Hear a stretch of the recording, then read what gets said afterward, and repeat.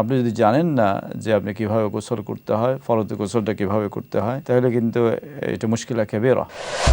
ফরজ গোসলটা কিভাবে করতে হয়।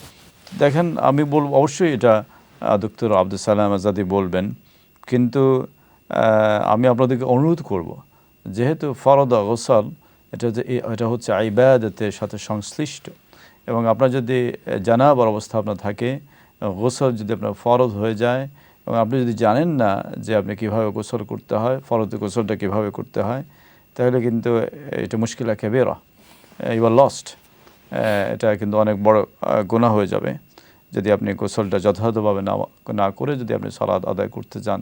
সেজন্য আমাদের জ্ঞান অর্জন করাটা হচ্ছে ফরজ। তিনটি পদ্ধতি অবলম্বন করতে হয়। প্রথম পদ্ধতি হলো এই ইন্টেনশন। এখানে ইন্টেনশনটা খুব বড় জিনিস।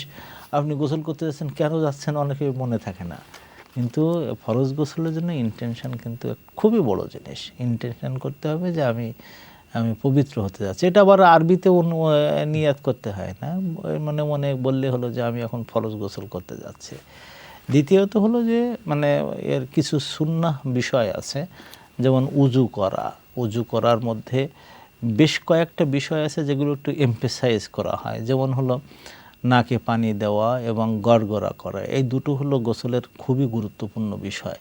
গড়গড়া করা এটা গোসলের ফরজের মধ্যে একটা, এবং নাকের ভিতরে পানি দিয়ে বাম হাত দিয়ে পানি বের করে দেওয়া, কিছু পানি টেনে বের করে দেওয়া, এটা ইস্তেনসার এবং ইস্তেনসাক বলা হয়, ইস্তেনশাক এবং ইস্তেনসার বলা হয়।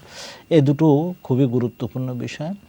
এরপরে সাধারণত যে সমস্ত উজুর যে সিস্টেম আছে, এই উজুটা করে ফেলে তারপর সমস্ত গায়ে পানি ঢেলে তারপরে আল্লাহ রসুল যেটা করতেন, একটু সরে এসে পায়ে পানি দিতেন।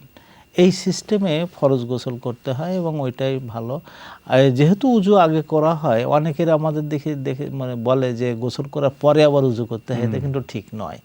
বরং শুধুমাত্র পা ধুতেন আল্লাহ রসুল সাল্লাল্লাহু আলাইহি ওয়াসাল্লাম, ওইটাই শুধু করা দরকার, আবার আলাদা উজু করার দরকার হয় না। ওই উজুতেই গোসল এবং উজু একসাথে হয়ে যায়।